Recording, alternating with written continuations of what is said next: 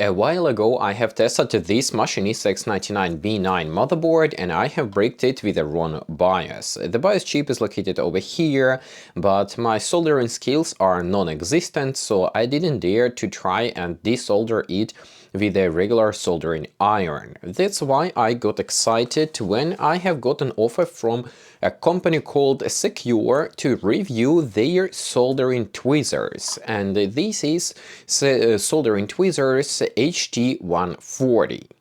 I hope using tweezers will be easier than using a regular soldering iron, and I will be able to replace the BIOS chip and revive the motherboard. But first, let me take it out of the box and see how this HT140 actually look like. Okay, as you can see, this HT140 comes in a pretty nice padded case, so it is secure for shipping, and over here we have some plastic foam for extra padding and extra secure shipping, so nothing got damaged even though it was just placed in the box. And inside here we have a bunch of stuff. I am not even sure where to start looking at. So this, I assume, is a power adapter, and this power adapter uses this kind of plug. So I am in Sweden, Europe, so we have this kind of plug, but I guess for different markets they will send different options. So like this, and we have here USB and USB Type-C 65 watt, which is very nice. So I can reuse this power adapter for something else as well. This, I assume, is stand where I will keep the tweezers when they are not in use. Down there we have very nice to touch rubber pad, or I don't know how to call it, like rubber sticker. So when it is placed on the table, it does not slide back and forth. And this is a solid chunk of steel, so it has enough weight. I assume it is to maintain these tweezers standing. Now let me take out the tweezers themselves. So here are the tweezers. The tweezers are surprisingly pretty light. Here we have a couple of buttons, a little screen. There is a little text, HT140. Then it is a bit springy, and oh, it feels really nice, this springy. I am not sure how long the springs will last, but it feels really nice. Then these tips, they are slightly bent, so I assume, or I hope, it will be easier to solder stuff like that. I'm not sure if these tips are replaceable or not, but here I see tiny screws, so I hope these tips can be replaced in case I want something else, or in case these tips wear out. Okay, a part of the tweezers and the power adapter, we also have here USB Type-C cord. This one also feels pretty nice, and it's also pretty long. I'm not sure what the length of this cord is, but seems to be like 1.5 meters, and it's pretty thick. I'm not sure if this is any sort of standard, but it's just titled PD 3.1 USB Type-C cord. It's also very flexible, which is very nice, and here it has some protection so it does not break out at the connector side. I really like this cord. I might actually use it outside of the tweezers.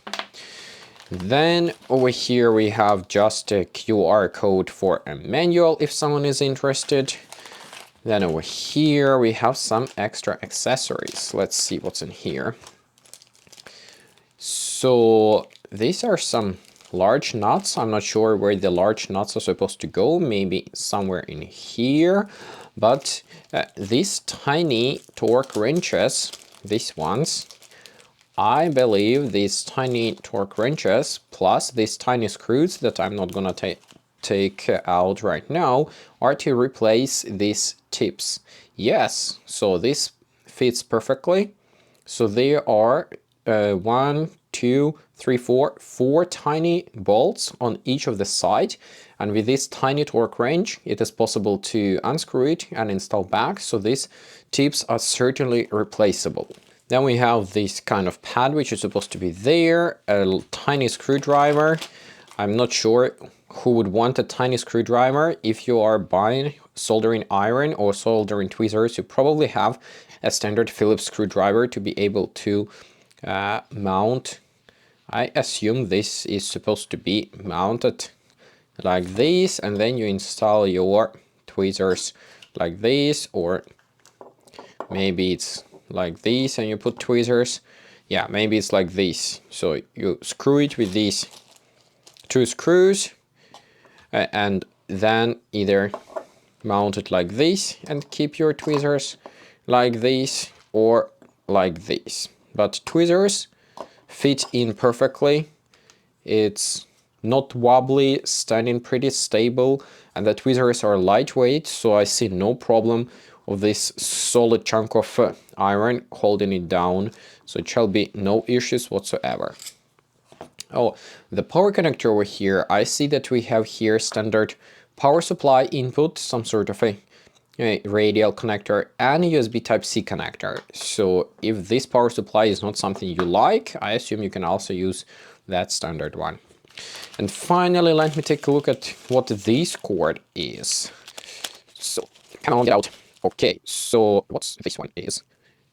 Maybe this is to extract some extra power, or here we have, yeah, that one's supposed to go in there, so it's a clamp here. Okay, I honestly have no idea what this is for. So this is supposed to be mounted somewhere with a screw. This is a clamp to attach somewhere, and this is supposed to go inside. But what for? Maybe it is to static electricity discharge, and this one is USB. We're supposed to connect it in here and then extract power from there, or what? Okay, probably I gotta read the manual and figure out what this stuff is, because I honestly have no idea what it is for, but seems like this is for some static electricity discharge or something like that. Anyway, if you're interested to see me trying to revive this bricked X99B9 motherboard with these soldering tweezers over here like this, I suppose I will have to desolder this bias chip and try to get it removed. Then subscribe to my main channel. I will post review of these tweezers and my experience, if I liked it, if I disliked it, if I succeeded, or if I failed.